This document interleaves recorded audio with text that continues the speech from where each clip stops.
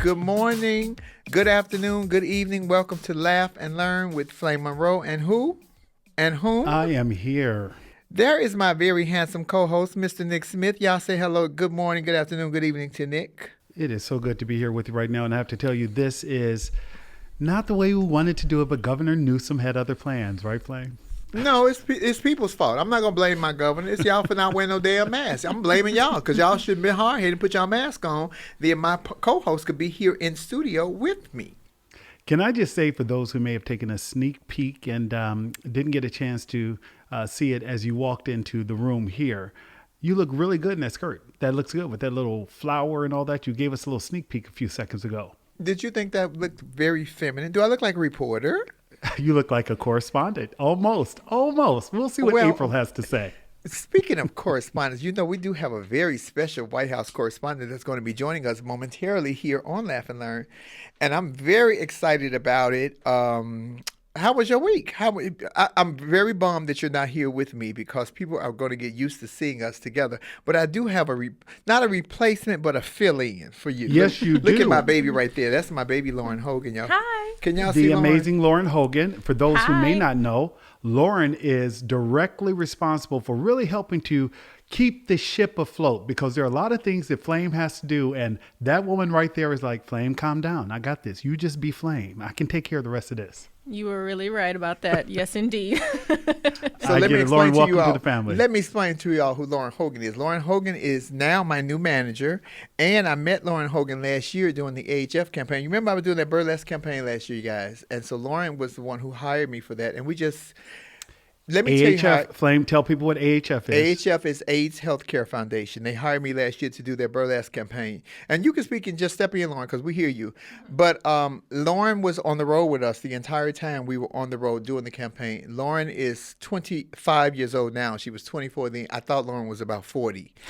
Not because she looks 40, but because her professionalism was so on point. She was so bomb, and she took such great care of me on the road. And when I say taking great care of me, I mean my bags were taken care of. I was first class all the way. She would leave the credit card at the front office, whatever hotel we checked in, and say whatever she wants in her room. Did you catch that? Whatever she wants. Let me go back. Whatever she wants. Mind you, I'm walking in there looking like James Brown with a hat on, but whatever she wants. Oh, I fell in love with Lauren Hogan. She will never get away from me, ever. And she's here today because we're going to talk about some things that's going on with HL, but we're going to get to that. I want to just tell you, I know what your week was like because you're not here with me, but I want to tell y'all, I got a rogue rat in my house, not in my house, in my garage. Where's my thingy at? The rat is smart. The A rat literal must rat. be- Flame, you're talking real about an rat. actual I caught rat. one. I caught one, but you know where there's one, there's two. Kind of like roaches. Or Republicans, you know. So I caught one rat, but I had left my box of edibles down in the garage. Look what the rat did to the edibles. The rat ate the jelly off the rat trap without popping it. Not only is this rat high, but this rat is brilliant. Smart. It must be a black woman. Because black women have taken over 2020. Black women are the power, the strength, and the backbone. But there is a rat walking around in Long Beach that's like Snoop Dogg, sipping on gin and juice, high as hell. Bent on some laid back with my man on my money. I'm trying to catch this rat, baby. You thought you were hiding the edibles from the rat, and the rat was a little bit smarter. Well, I didn't hide them. That is my hangout spot. That's my he-she-we cave. He-she-we. If you're not familiar with what he-she-we is, let me break down the definition of he-she-we. He cash a check, she make the money, we spend the same bitch right here. He-she-we. He-she, that's my very own pronoun. Flame, you're talking about pronouns. I do want to, before we jump into the show, take a chance, this opportunity to remind people that Friday was actually Trans Remembrance Day, and that was especially important this year because the idea behind it is to recognize members of the trans community who have died to violence. Correct? That's very correct. And we just lost a sister last week. Due to her husband stabbing her. It's all over social media. Her name was Uni Carey. May she rest in peace. And then I just saw on this morning another young lady was killed. I don't know what is going on with all of that, but I'm going to ask my sisters to remember that self-preservation is the first law of nature. Now, you take it how you want to take it, but I'm telling you right now, if it comes down to a choice of me and you, I will always choose me. Plus, I watch plenty of Law & Order SVU. I know how to get away with some shit. Oh, I can get away with some shit. Oh, baby, trust me, I'm going to have it with me, and I'm put them down, and then when the police come, I'm going to say, well, what happened? I'm going to say, well, officer, I don't know what happened, but that was his weapon. He dropped it. I picked up. It went off 13 times. If you don't believe me, ask him. Oh, I'm sorry. You can't ask him. Him dead. But Trans Day of Remembrance is November 20th. And for people who want more information, they can go to hrc.org because they have posted links to different information for those who may want to learn more. To my trans brothers and sisters out there, protect yourselves. In the words of Malcolm X, by any means necessary. Flame, you kind of hinted at it because you're wearing the hair and you're looking good. You're wearing the black, looking a bit conservative. Do I look conservative? Well, you have to remember, I just got through doing a interview with you on Breakfast Club where you didn't necessarily look like the reporter. Well, that will air on Friday, by the way, right? The day after Thanksgiving. And I'm telling y'all right now, if y'all think I set the internet on fire that first time, I think the hashtag will be Saggy Maggie. That's all I'm going to say. The Saggy hashtag Maggie. will definitely be Saggy Maggie. And I'm telling you something right now. I was watching the news this morning. I was trying to watch the View, but I was putting my makeup on.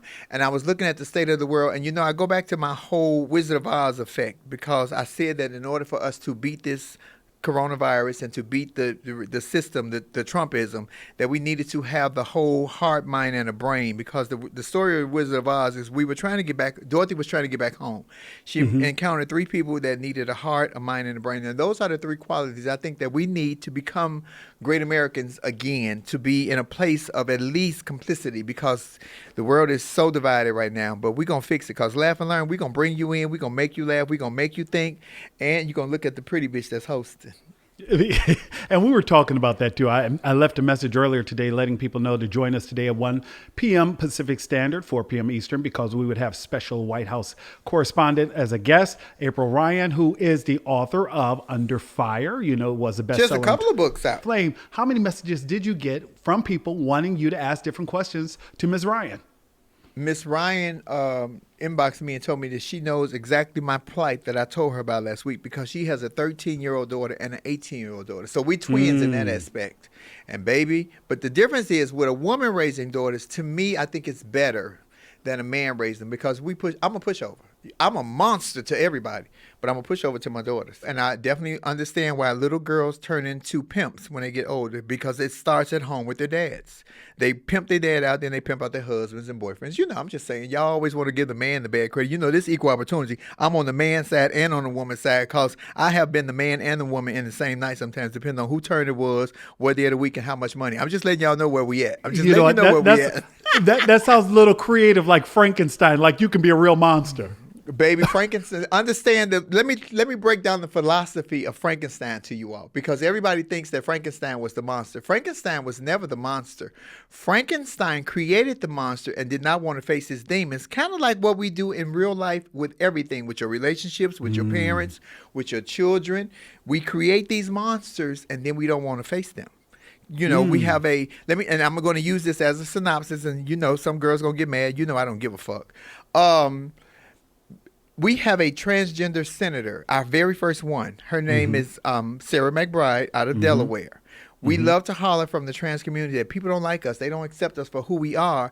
But statistically, trans women don't vote regularly. So this woman has been put in office as a state senator. And if we didn't vote for her, who did? Because she won. You know what I'm saying? And I know that sounds like wow, but it's not a wow. It is real. And we have to stop creating monsters and then not want to face these demons. We create our own demons and then don't want to face them. I'm telling you, I know a demon. I got 2 of them. Both are my baby mamas. They both named Tasha. Baby, I created 2 demons. I'm running every day. Good God, I'm running. So what you're saying is that, here is a member of the trans community who clearly was able to win office by garnering the vote of constituents who did not necessarily look like her. Exactly. And Delaware must be the hot spot, because we got the new president from Delaware and we got a trans woman, and she's cute. So most of the times they will hire the ones that look like Herbert with a wig on. She's actually lovely. You know, Sarah you and McBride. you and I kind of glazed over it earlier because we talk all the time regularly, and people know that. And this is just an hour where we kind of open it up to other people.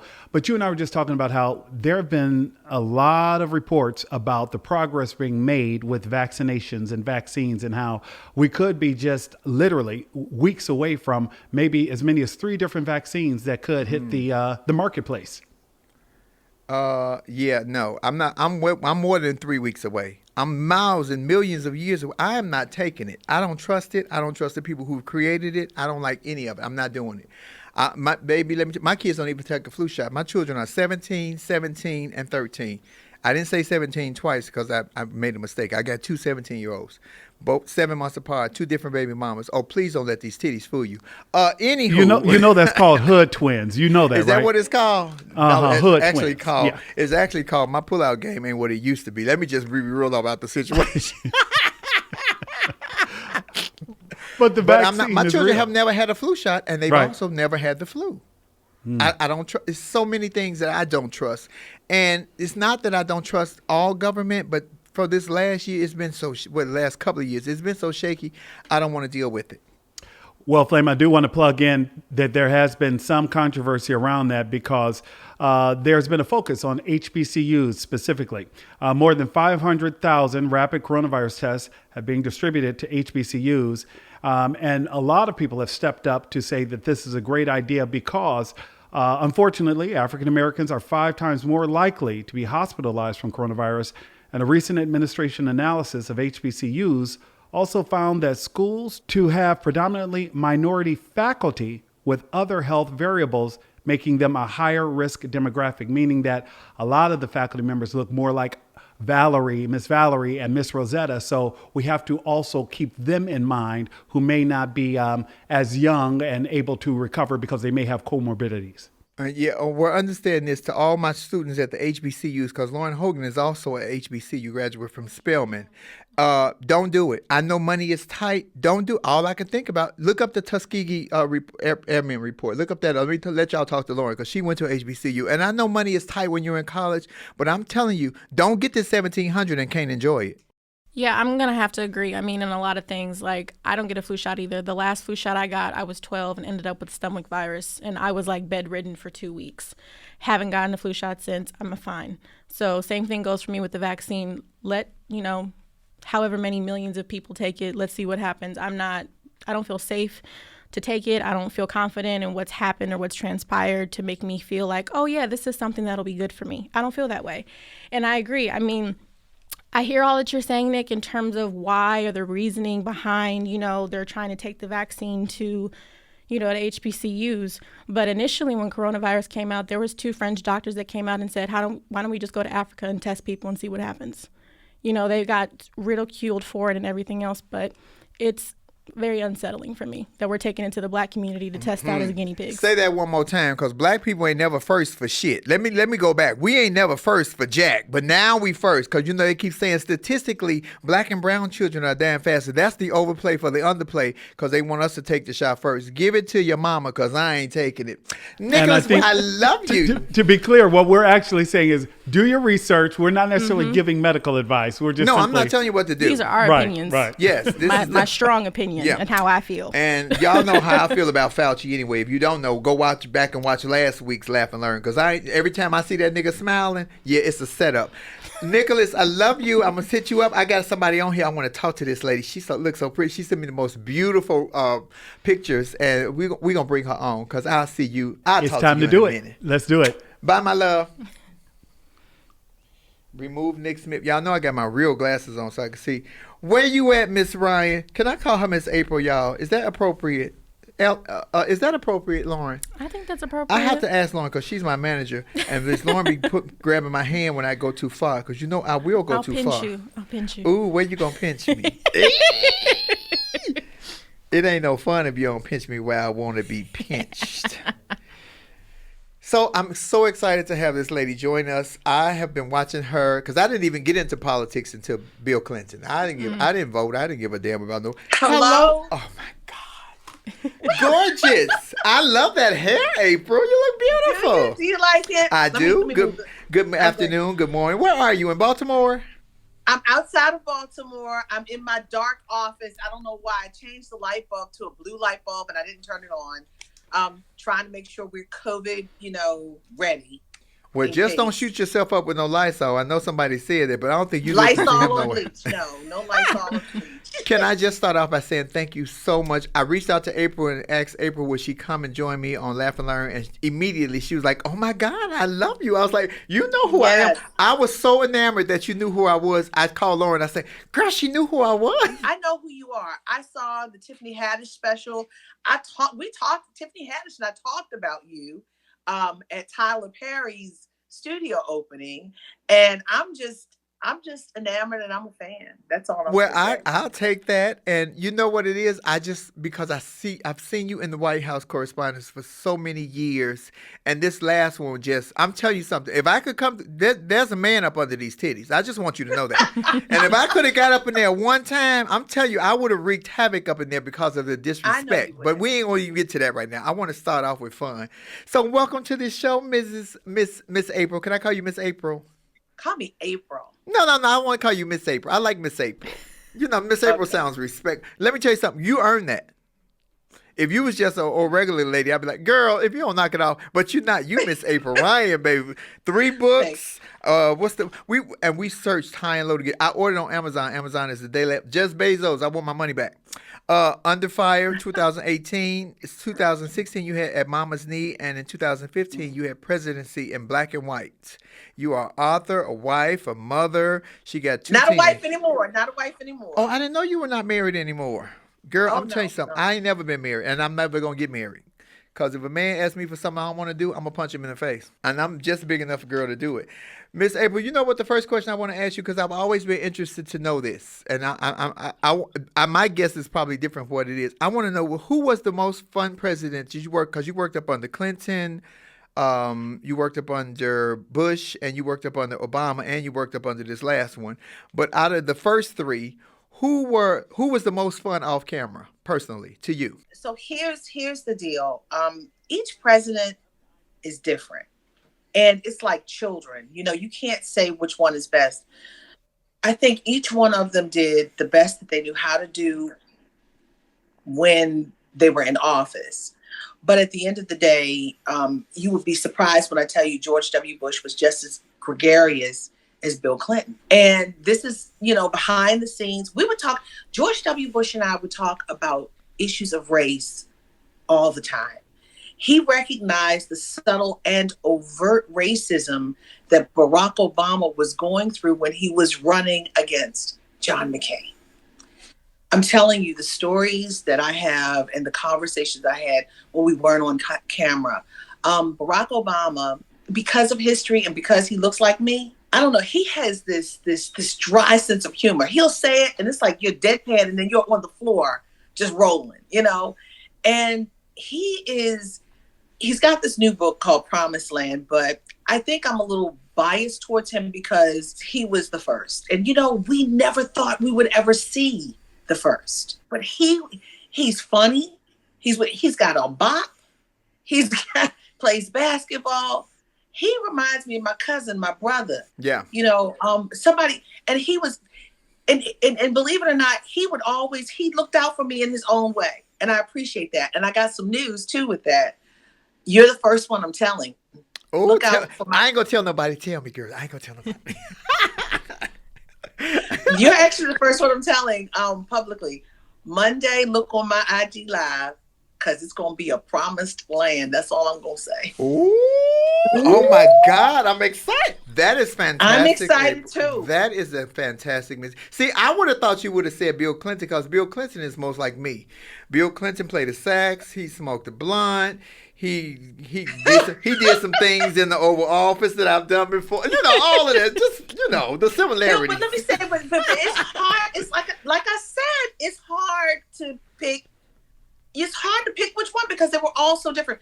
Bill Clinton, and here's something, in my first book, we talk about this.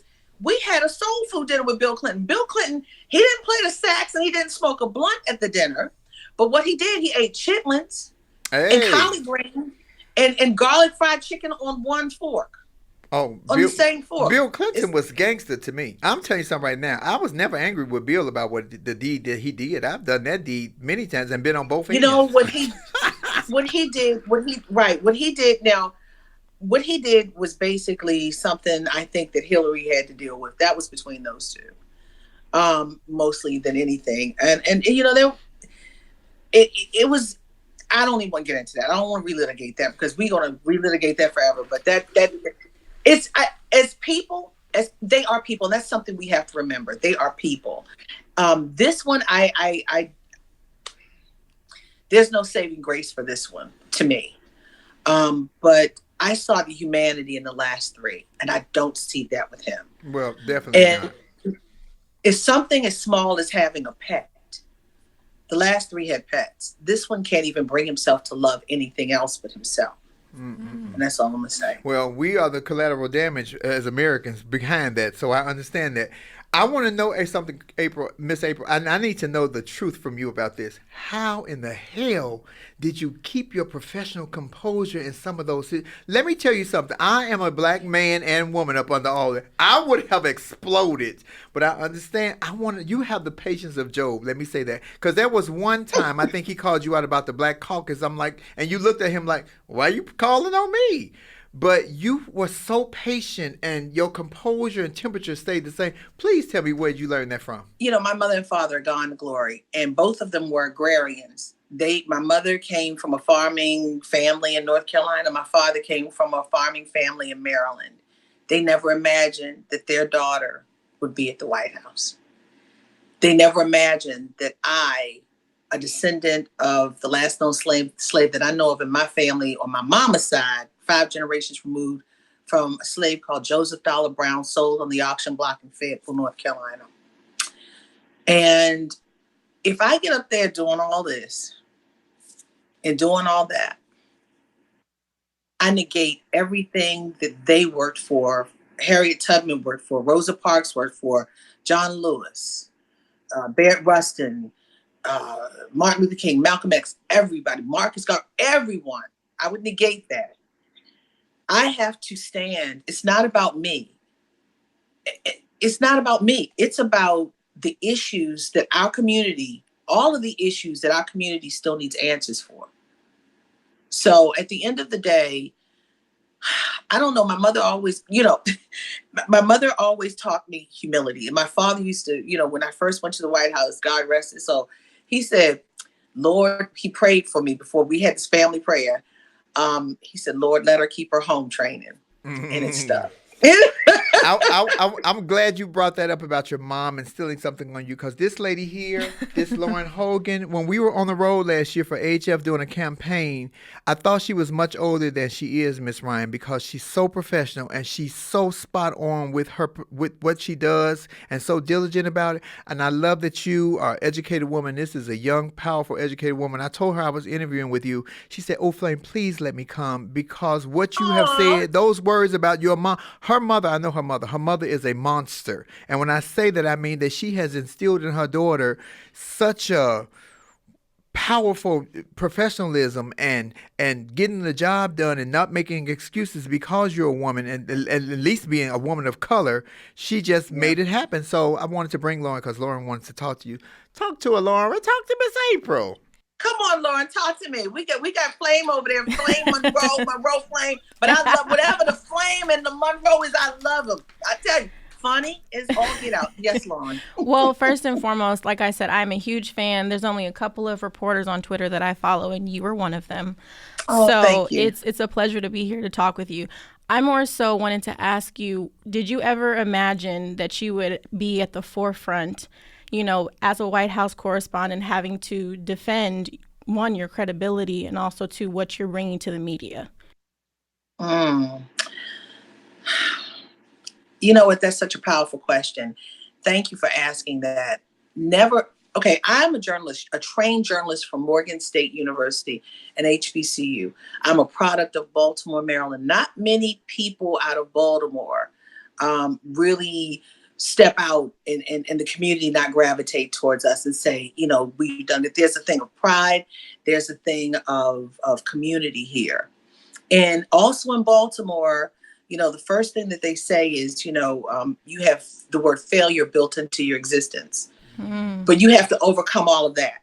And with that said, then you have someone challenging you about your who you are, about your journalistic integrity, about just anything about your being. That knocks at you.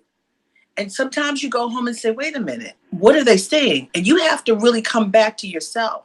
And I believe if you are standing on the pillars that you know for sure cannot be knocked, you will be okay. But it's a lot to have a president of the United States, particularly this one, where people who may not be so sound in mind listen to him.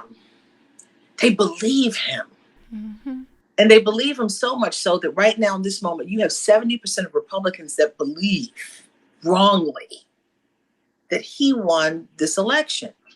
And their thought is that Joe Biden stole it. Joe Biden is doing things to take it. Why? Because he said so. And just because he said so is not right. To be president of the United States, you have to understand, you have to honor your words. You have to honor people. You have to understand that your words vibrate, your words mean something.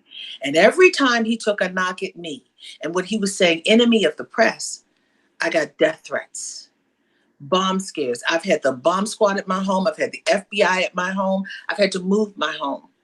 But in the midst of it all, everything that I've said is panning out to be. And sometimes you have to know what you know and stand on it. I mean, it's tough. And I didn't sign up when I went to Morgan State University to do this, to run for my life, because I raised my hand and asked about, Mr. President, do you realize what taking the knee really means?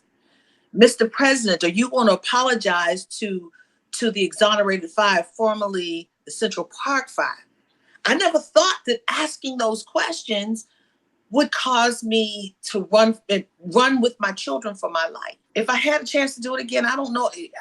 If I saw the movie play out before me, this thing is scary. But you know what? I thank God for giving me the strength to do it. Because at the end of the day, I'm not going anywhere. Because if I do, I thank God for Yamiche and for Abby and for all those other reporters. But before I started asking questions like that, and I've been at the White House, January will be 24 years. And before I started asking these questions, you really didn't hear about it that much.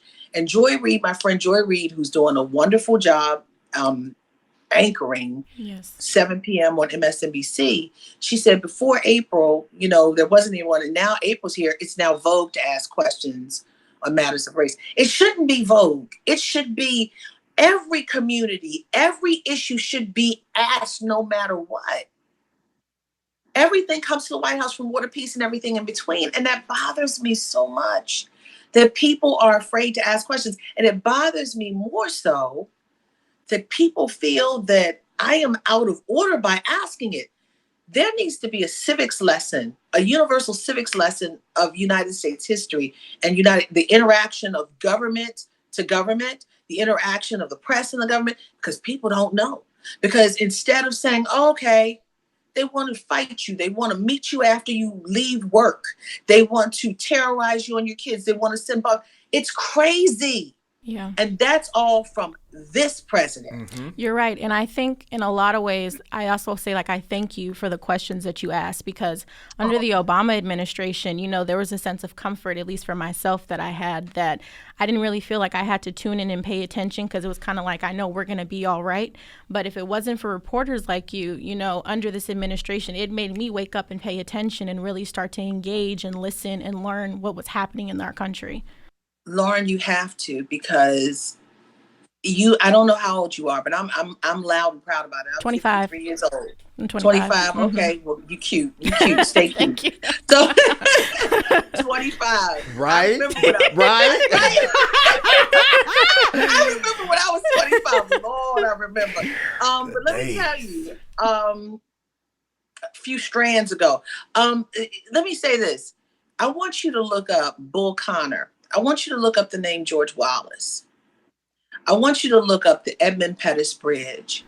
That was back in the 50s and 60s. If you close your eyes, turn your head, and open your eyes real fast and close them again, you think you were back there with this moment in time, with the sepia tone picture. We can't go backwards. And what I've found is that each generation has to be a steward, maintain what's happening. Because we can't just rely on the fact, oh, the Civil Rights Act was passed. Yep. That was back in 60 something, early 60s, early mid 60s. And then, oh, the Voting Rights Act was passed, 1965, mid 60s. Voting Rights Act, we're voting without the full enforcement of the Voting Rights Act now because they stripped it in 2013 in the Supreme Court with Shelby versus Holder. It took out pre-clearance. If you don't know, I don't want to go through a lot with this with pre-clearance, but look up what pre-clearance means. But the synopsis of a synopsis with pre-clearance is that certain southern states were mandated, anytime they changed the rules for their voting procedures, they had to get approval from the Justice Department. Yep. In 2013, they gutted that. That's what happened back in 1965. So we in 2020, we're voting. They're stealing our votes. They are hijacking the mailboxes, breaking up the sorting machines. They have put out fake ballot boxes. You know, I'm getting them back. So every generation has to maintain something. Yeah. And the Civil Rights Act, if we had the Civil Rights Act, why are we being pushed away from certain places now? It's like, this is crazy.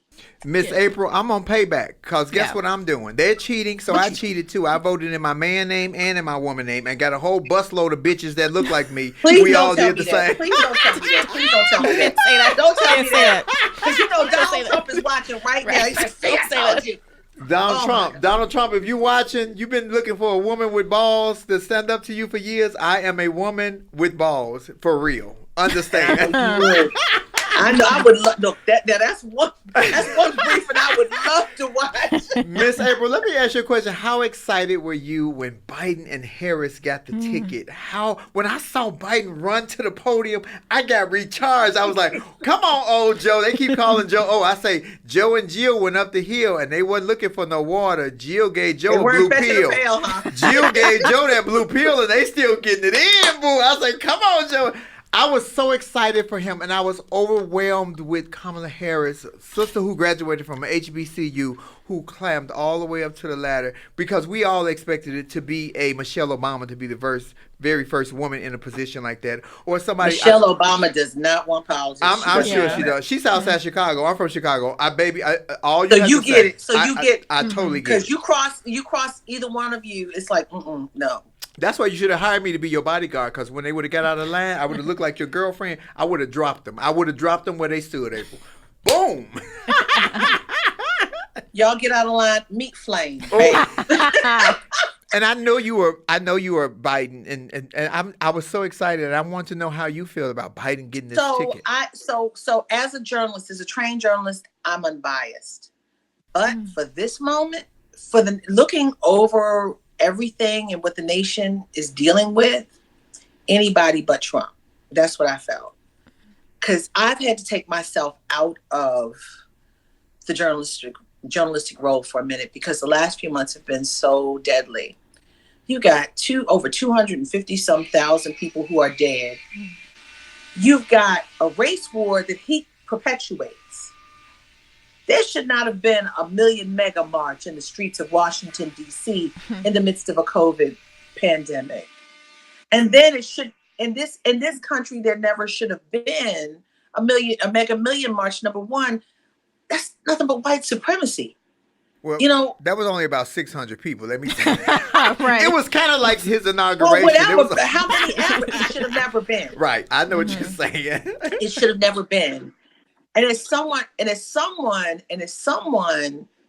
that has had to deal with his terrorism, who's been traumatized by him, anybody but him. Now, I do know Joe Biden very well. I do know Senator Kamala Harris. For race, she is a woman of color, but she identifies Black, and she's at an HBCU just like I attended an HBCU. Matter of fact, Howard and Morgan have a rivalry, but bears eat bison. But anyway, moving on. I hear a challenge. Ski-wee. That's for all the AKAs. Ski-wee. Because you are honorary Delta, right? Yes, I am a Delta, and all of my sorors out there, hello. Ooh. But it's so beautiful. That acceptance night, when they came out and accepted it, you saw Deltas, you saw AKAs, you saw Black women out there. We are seen. Yeah. We are finally seen. We have been the backbone of so much in this nation. Yes, We God. saved this democracy. Yes, God. And we are finally seen. And I'm going to say this. I never thought, after the Clinton years, I know that was Clinton was your guy. After Clinton years, I said, it'll never be as newsy as Clinton. Here comes George W. Bush. I said, it'll never be as newsy after George W. Bush. And here comes this Black man with big ears who bopped and played basketball. It'll never be as newsy after Barack Obama. And here comes the orange infestation. So Lord, I have it will to never be. You got to stop saying that, Miss April. You got to stop because you invited this foolishness in here now. Because you keep saying it'll never be. So now I get where it came from because you kept saying. So I need you to stop saying that right now. But I never thought. But I'm going to say this. But I never thought I would see the history of the first Black president. I was there at the White House when he was elected and George Bush was upstairs. I didn't cry. I saw the spontaneous crowd coming to Lafayette Park and in front of the White House going, na, na, na, na, hey, Bush, goodbye. I didn't cry. Other people did. But I cried when he left because I saw history. I didn't cry with Kamala, but you know what? It brings chills to me I raised my hand for the first Black president and to raise my hand saying, Madam Vice President. Madam Vice President. Yeah. They claim they can't get her name right, but you can get that right. Madam Vice President. Madam. And if you don't know her name, you call her Madam. You damn straight. And I was not Team Kamala for president. I was Yang. But as soon as Kamala got the nomination, I started wearing my blue glasses because I was Team Biden and Harris all the way. But on John Yang is cool. John Yang gave a lot. Each one, all of those 25,000 candidates that were on the stage it was a lot of them. And I was like, it was the weeding down started, but they all brought something and they brought something to the table to make the party think because the party needs to have a renaissance. Actually, the Democrats and the Republicans need to rethink who they are because are you a Trumplican or are you the old guard, the vanguard of the Republican Party? Are you conservative? Are you a Trumplican? What are you? For the Democrats, are you centrist? Are you far left? Are you progressive? What are you? There needs to be a coming together. And each party is not a monolith, but they have to make sure that everyone is under when I say everyone is under the umbrella. And that's some of the reason that Donald Trump rose, because you found a lot of people who not just feeling in the Obama years, but for many decades that they weren't touched by government. So everyone has to feel like they matter. Yeah. Everyone. You just made a statement about women coming so far and Black women, and I appreciate that. I'm excited to know what you think that this new administration is going to look like. How colorful it's going to look like. 31 flavors at Baskin Robbins. We got indigenous, we got Iranian, we got a trans woman, Miss. How about that? She's cute. And she's cute. Because, a lot of times they be looking like James Brown with a wig on. But she's actually cute. I can say it because I'm part of the trans community. So I can say it. You can't say it, but I can say it. So, and here's the hypocrisy that I stated earlier, because they say statistically trans women don't vote. So, and we love to, as a trans person. I can imagine. You know what? You know why? Because they probably felt like they weren't included. Do you know it's taken, remember Biden was the one who made the mistake talking about same-sex marriage. He's the one who pushed the envelope. And that was a mistake. He wasn't supposed to say it so early. So, and then that brought a lot of people like, wow, we're included. It is unfathomable that there is any group of people who feel like the United States government is not covering them. I don't understand. And everyone, I don't care race, gender, sexual orientation, you pay your taxes, right? Yeah, and more than $750. Let me say that. How about that? Oh. And he's alive on that. He's alive on that $750, and we paid $250,000 just for the drugs to save him. until January the 20th at noon. Letitia, that prosecutor in New York. You hear me, girl? Get him. You remember the movie, what's the movie, Night of the Living Dead, when the lady was in the cemetery and he kept saying, Barbara, they're coming to get you, Barbara. Donald, they're coming to get you, Donald. Get his ass. I'm gonna send him those emails that he was so hell-bent about from Hillary. I'm going to send those emails while you're locked up. People don't know what those emails were. You know what those emails was, Miss April? All those emails, because, see, Bill had cheated on Hillary publicly. So Hillary had a boyfriend on the low. Those were actually nudies, and she didn't want nobody to see them. That's just my take on it. I love Hillary Clinton. I don't care who don't like it. I love Hillary. Baby, that was a joke of mine. Before y'all start, oh my gosh, she said, I said what the hell I said. It's my page. Thank you for joining me at Laugh and Learn. Don't come with it, though. Because you come at me sideways, I'm going to straighten you up. I promise. I'm with Miss April Ryan, baby, White House correspondent. Miss April, you know what I want to know also? Since you've been in government, because you've been in government working in the White House since 97? Yes, I've been working with them. I'm not in government, but I've been working with them. How has the political satire changed from your perspective? Because you're on the other side. We're not on that side. We're on the outside looking in, but you're actually on the inside. How has the other Republican senators and Democratic senators and everybody in that pool treated you? Because, you know, I'm a huge Nancy Pelosi fan. Nancy, if you're watching, girl, I would take my wig off for you. I get my breast cut out for you. I'm in love with Nancy Pelosi. Let me just say You know, Nancy's from Baltimore. You know, her brother and her father were mayors in Baltimore. She's from Little Italy in Baltimore. There's a special sauce. There's a special sauce in Baltimore. And also Elijah Cummings was from Baltimore. Oh, a lot of y'all gangster from Baltimore. Y'all got Monique from Baltimore. You got Just Hilarious is from Baltimore. It's so many wonderful, powerful people from Baltimore. And y'all Jada fight. Pinkett, we fight. And Jada y'all fight. Pinkett is from Baltimore. I love you, Jada, but you got to cut your hair and go back to looking like you did at the end of Set It Off. I was in love with Jada at the end with the white beater and the bald head. Oh, my God. I tried to knock that TV over. Jesus, thank you. Please take the wheel. That was the movie, wasn't it? That was the movie. So how have they been treating you? Because I know that, you know, a lot of stuff comes from the top. So we've seen his blatant disrespect of you publicly. How has people in his camp been towards you? Well, okay, I'm gonna call names. Lynn Patton, remember her at the very beginning? She called me Miss Piggy. Let me tell you something. They called me Miss Piggy in college, and Miss Piggy was fabulous. Yes, so she was, baby. Miss Piggy was over the top tranny. I'm like, you know, and I said, you know, you gotta be careful calling people names, because, you know, I'm like, it doesn't work so well for people. But they don't like me. But the Republicans that I know, that I've known for years, who've been my sources, they've been kind. But you have to be very strategic in how you communicate. I cannot say who gives me information, because people try to find out where I got things from. I mean, you'd be surprised with who I know and who I have their phone number and I text with, who's in the ear of the president. So any good reporter worth their salt has a Rolodex that is worth gold, titanium, platinum, whatever. I have people who are in his ear, people who he interviews with.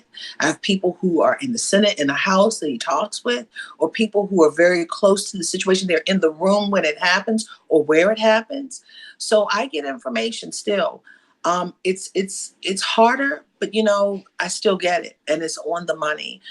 People are very easy. They're very good at giving me information, but they don't want their fingerprints on it. Well, you tell that lady, whatever her name was, that I said you're a beautiful black woman. And black women have taken it. Let me tell you something. That damn Stacey Abrams have came through like a battle axe, baby, and not playing with it. And this is the strength of the black man and the black woman. I'm saying this publicly because I know I'm about to ruffle some feathers, but y'all do know that I do not give a damn, okay? Black women, black men, same scenario, two different scenes that could have played out very differently. Stacey Abrams was cheated out the governorship, and I said it, in Georgia, and instead of her going into a hole and getting depressed, she got on the battlefield as a soldier and garnered all these votes so that Georgia turned blue, something that has not happened in many, many years. Andrew Gillum, same scenario, was cheated out the governorship in Florida, but instead of him taking the high road, this nigga went to the hotel with the boyfriend. I'm just saying, sometimes you have to make a different choice and go a different route. Strong black woman went one way. Abrams, but let me say, but you talk about Stacey was cheated. Let's talk about the seriousness of how she was cheated out of it. The man that she was going against counted the votes. Now you talking about cheating, and you see how they're recounting and everything now. Donald Trump is trying to put something in people's minds that's not true or making them sway. This man, we can't ever say yay or nay, but how you want to be in a contest and you the one counting the votes? There you go. How fair is that? Well, that's this America right now. Because hear me when I tell you, Miss April, I think that somebody, and I'm, you know who I'm going to fault? I don't like all these fence riders. I don't like the fence riders. I fault people who were standing there in it, who should have cared more about the American people than their own personal gain, because they threw us under the bus as collateral damage because they wanted to keep their purse strings going, or they wanted to keep their relationship with this current administration, starting with Fauci. Because when Fauci was standing behind this fool, when he was talking about this, and Fauci is supposed to be a scientist, which I ain't never trusted him since the Reagan years with the AIDS pandemic. Y'all don't want to get me started on that, because he said AZT will kill AIDS. It did kill AIDS, but in the midst of killing the AIDS, it killed your pancreas, your liver, your gallbladder, and everything, and then it killed you. So the AIDS died with you. So I ain't trusted him since then. I said what I said. Send him to my house. He's shorter than me. I would drop that little. Anywho. I never trusted him since, but when they had that opportunity, when you were standing behind him, and one time Trump was saying something outlandish. I don't know what day, every day he said something outlandish, but Fauci put his hand down and put his head down and started laughing as if he's lying to y'all, and I'm seeing him lying, and I can't even take this lie. You should have spoken then, because the American people would have heard you. We would have had something to believe. The unsurety of this pandemic and what was coming from the top has scared the hell out of all of us. It scared the hell out of all of us. I'm with you. I am so with you. I mean, I've had friends who died early on, from AIDS. I've had, and the drugs, you're right. The drugs will kill. Early on, the drugs would kill you. Mm-hmm. I remember that. And I remember how, those drugs, if you're on this drug, you can't eat this kind of food. You can't do that. It was crazy. And now the drugs they've come a long way. But my question is, I'm looking at the science. I'm reporting. I'm watching the 3 companies now that have something very close. But the question is, will there be trust because of what happened with AIDS? Will there be trust because of Tuskegee as well, the broader community? I'm glad you brought that up, because there are 2 we know of, HBCUs that are giving these students $1,700 to be lab rats, guinea pigs. 2 of which are in Louisiana. What are they? Xavier and Dillard. And Dillard. I know people are tight for money. I know this is a rough time, but I need somebody to get in these young kids' heads, because when you're young, you think you're invincible. You're in college. You can conquer the world, but you're still a human, and your body is still flesh and bone. You take this, you get to $1,700. You'll never be allowed to live it. You're gonna turn into a damn zombie. And personally, I'm terrified of zombies. I hope they have to ask their parents' permission. But just to let you know, the president of Dillard is also in the trial as well. He's taking it too? He's in the trial. The president of Dillard. The president of Dillard University is in the trial. He would have to give me the dose out the same needle that he's taking, because I'm not trusting nobody. Let me tell you something, Miss April, girl. I'm already, they say, Flame, you have to be politically correct. I say, I got a breast and a penis. I'm not even anatomically correct. Please don't tell me what to say or what to do. There's a whole lot of moving parts over here. I'm scared if I take the vaccine, something else gonna grow. But you know what? But you're a human being. There's humanity. I'm a beautiful human being.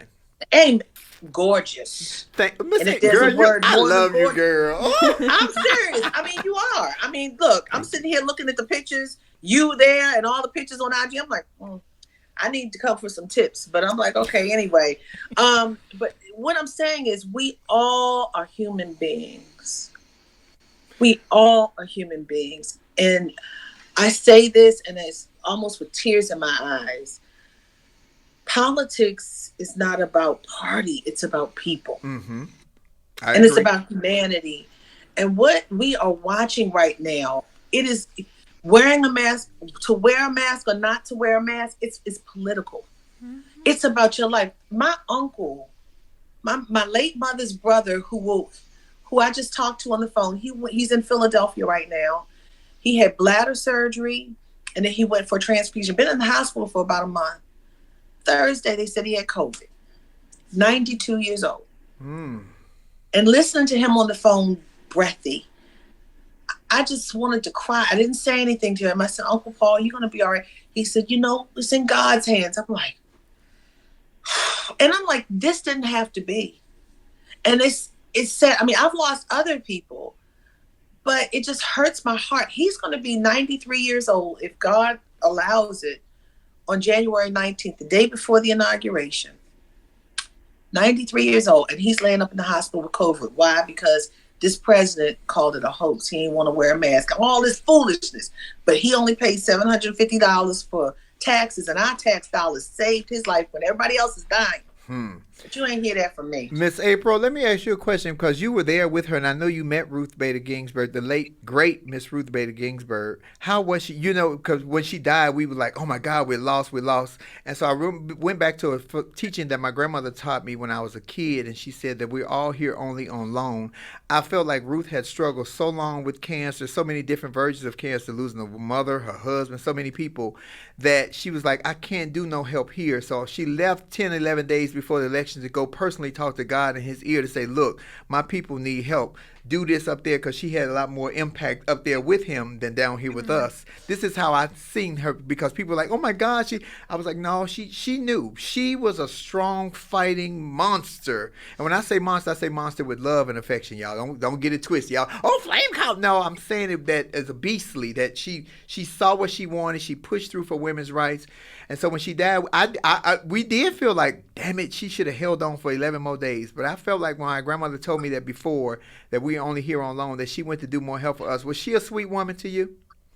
She was. Her body was tired. When you see someone like that, it's like, I still get awestruck. You know, it's like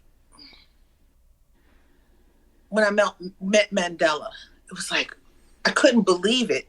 Someone could be that convicted in their spirit to put their life on the line, literally, for others. She worked for equality. She worked on women's issues, and she defied the odds and prayed to the gods to last just a little while longer. She didn't give up her seat on the Supreme Court because she knew what Donald Trump was going to do.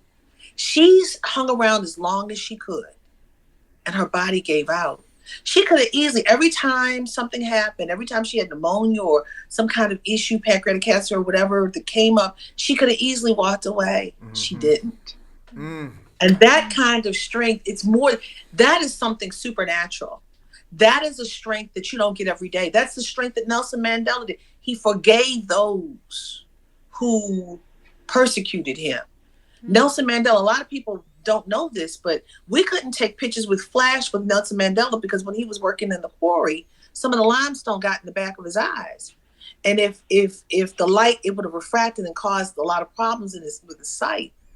He went through so much for Africans in South Africa to have first-class citizenship. Because how long was he in prison, Ms. April? 27 years, something like that? He was in prison for a while. He was in prison for several decades, yes. Yeah. See, that couldn't have been me. First day, baby, I'm telling on everybody. See, like, that's a determination like Harriet Tubman had. Because if I would have got away, I wasn't coming back. Y'all on your own. And see, that's what I'm saying. That's what I'm saying.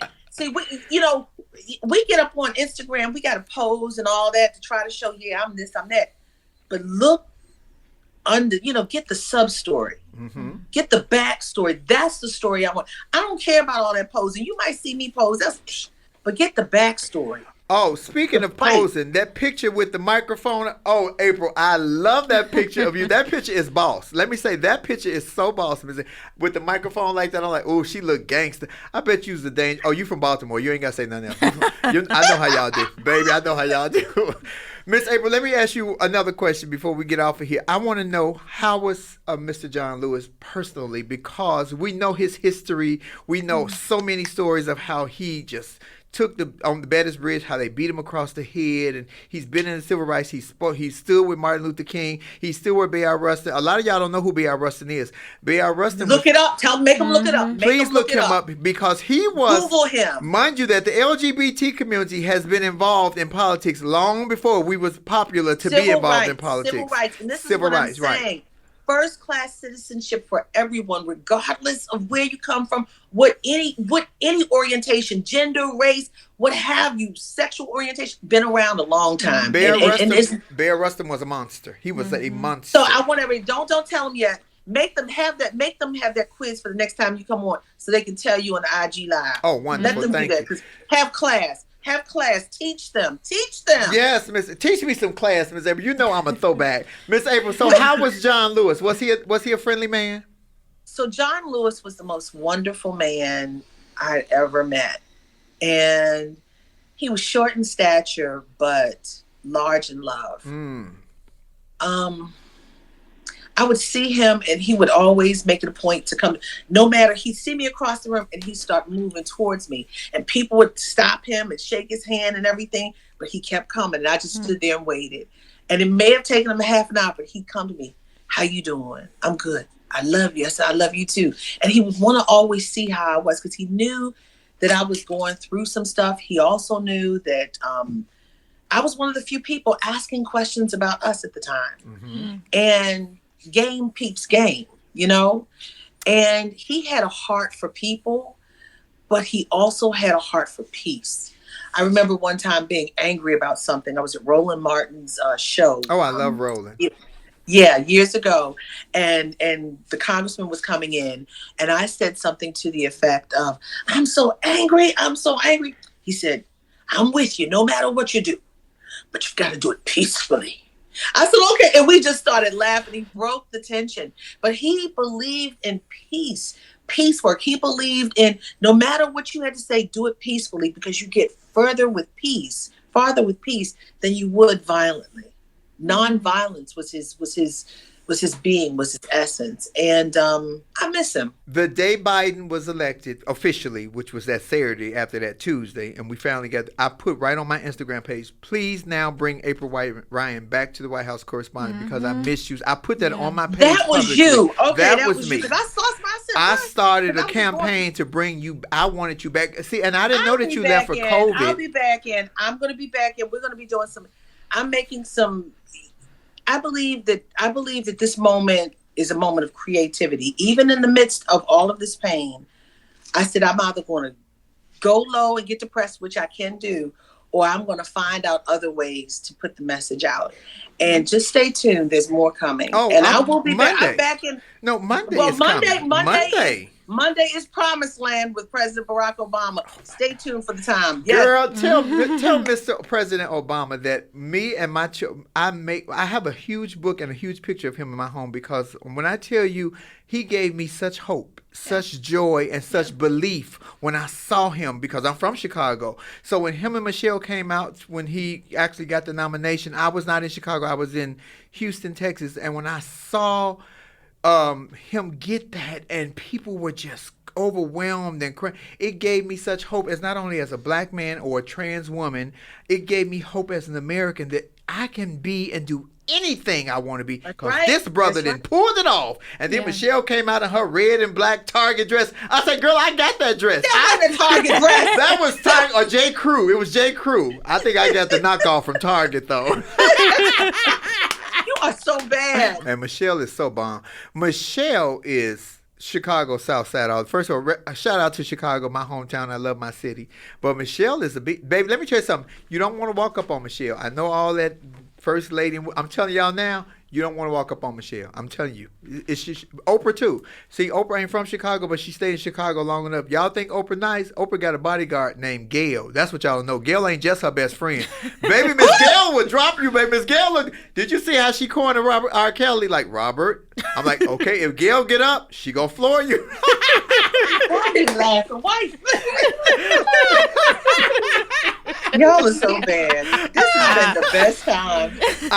And you know what, Miss Ryan? You have just gave me the greatest compliment I wanted. That's what I wanted you to leave this show with. I wanted you to be able to say that you had a great time. Thank you for that. I did. I enjoy you. I think you're amazing. Oh, thank you, Miss Ryan. I appreciate you. You are the best. I'm ready for you to get back in there. And let me tell you something. I know that Joe Biden not going to push the envelope with you. But if you ever need a bodyguard that they won't know that's your bodyguard, call me. You got my number. Call me. But you know what? I'm going to tell you something. The White House is going to be open. And they are saying it's going to reflect America. I want you to hold them to that. Thank you for that, Miss April. But I'm telling you, we got some soldiers on the back. I wouldn't be a good spokesperson for our community because I say things sometimes that ruffle people's feathers. But I want to speak about these soldiers that we have that go unmentioned. Saria Sinclair out of Louisiana, Tatiana Moden out of Chicago, Valerie Spencer here in Los Angeles. These girls are trans women who have been on the battlefield fighting for trans rights and equality and visibility for such a long time. And now we got a trans woman on the Senate. Baby, let me tell you something. We like Virginia Slims. We've come a long way, baby. Woo! And black women, the same. Black women taking over. I'm telling you, my mama's a black woman. That's why I emulate a black woman, because I know black women are beastly. I wanted to be a beast, honey. Mm-hmm. April Ryan, White House correspondent, fantastic mother, author, correspondent, journalist. The next time you on CNN, you tell Anderson Cooper that I love him, and you tell that damn what's the big Italian name? Good, the fine one. Chris Cuomo. You tell Chris Cuomo that I would. You got a crush on Chris Cuomo. I would crush bricks for Chris Cuomo. That Chris Cuomo is a monster, baby, in a wonderful way. I got a crush on Chris Cuomo too. Everybody has a crush on Chris Cuomo. Yeah. I know his wife. Brother. Who, the brother? Andrew Cuomo? Andrew Cuomo, yeah. I ain't gonna be able to pull Andrew a little out of my league. He just a little, I got a type. He don't cut the age requirement. But that Chris Cuomo, good God. I know his wife is a happy woman. Every time she think about him taking his clothes off, she just start doing jumping jacks. Anytime Chris is working out, and yeah, I'll be like, but no, he's a nice guy, and Anderson is wonderful. I love me some Anderson, and I love me some Chris. I'm a blessed woman to be able to hang around with those people, those professionals. What you are is an amazing role model. Thank you so much for doing this. I appreciate it. I heard me and Nick Smith laugh and learn. Miss April Ryan, ladies and gentlemen, White House correspondent. Thank you so Bye, much. Lauren. It was a pleasure to meet you. Baltimore's finest, baby. I want to talk with Lauren Hogan about HF. AIDS Healthcare Foundation. We are the largest global nonprofit servicing HIV and AIDS in the world. We are in 16 states domestically, including Puerto Rico and Washington, D.C., and 45 countries globally. World AIDS Day is coming up, which is on December 1st, which is this Tuesday. So, you guys kind of touched on it with Miss April when we were discussing it, but there are some similarities, between AIDS and coronavirus. We're seeing some similarities there. So with that, we decided to have a theme this year of AIDS, the other pandemic, just so people can understand, that AIDS is still very much an issue. People think now because everybody may not, it's not a death sentence anymore. It's not as serious as it is, but there's still, 16 million people globally who are infected with HIV and don't know their status. I saw a statistic report that said that people who take the AIDS medication, is supposed to be a blocker for coronavirus. Is that any foundation to that? Not that I know of. I saw that twice, actually. That's interesting. They said that the antiretroviral medicine is supposed to be really good to fight coronavirus. Interesting. I'm going to tell you what else works. Lysol. Spray a bitch. Or a condom. Either or. Oh, well, with HF. So HF has rehired me, ladies and gentlemen, to do the HF Burlesque campaign. So yes. Thank you very much for HF. Of I ain't got my course, check yet, but I love you, Michael. Michael Weinstein is the CEO, and yes. I met him last year when I was doing it just on a whim. He was in the audience, and I could smell the money, and I went right to him because that's who I am. I smell money. But we thank you guys so much for joining us. Thank you, my special, wonderful woman, Lauren Hogan. That's Lauren the Diva to y'all. Lauren the Diva. And if you want to book me for something outside of this, you have to go through Lauren, me, which is he/she/we-bookings at gmail.com. Mm-hmm. I also want to push my friend's coffee, Up and Adam. This is Up and Adam. He has his coffee, so y'all order www.getupandadam. I thank you guys for joining me here. We will be back next week. This Friday, my interview with the Breakfast Club will be up, so you guys watch that and share. I'm Flame_Monroe on Twitter. I'm Monroe Flame on Instagram, and I'm Marcus Flame Monroe Parker on Facebook. Yes, the whole legal name. That's where the checks come in. So that's where the whole he/she/we fall into play. And we can follow Lauren on Instagram. I am Lauren Armani H on Instagram. And that's really my main platform, to be honest. Yeah. But she works at AHF. So you have any questions? And what I wanted her to come was I wanted her to be a face, not of representing AHF as a client, but as an employee, to let you guys know that. Because so many people think that the myth is that AHF only caters to gay white men. Yeah. And I appreciate you addressing that, because I think that's a huge misconception. One key thing about AHF is we have affinity affinity groups, and it's really geared toward targeted outreach. So we have specific groups for, the Black community, the Latino community, for gay men in general, regardless of, your racial background. And also, for the Latino community and for women specifically, we have a group called Spark. So, we really want to make sure that we're getting into specific communities so we can do the work. That's a huge misconception. It's not accurate. And we're all about diversity and inclusion. And every day we're taking strides to make sure that we follow suit. So just in case you were wondering why she's the manager, now you know why. Yeah. I thank you guys so much. I will see you all next week. You all have been amazing. Thank you to our very special guest, White House correspondent April Ryan. Y'all get her book, which is called Under Fire. Yes. And she will be with President Barack Obama on Monday on her IG Live. So let's watch, follow, share, and do all of that.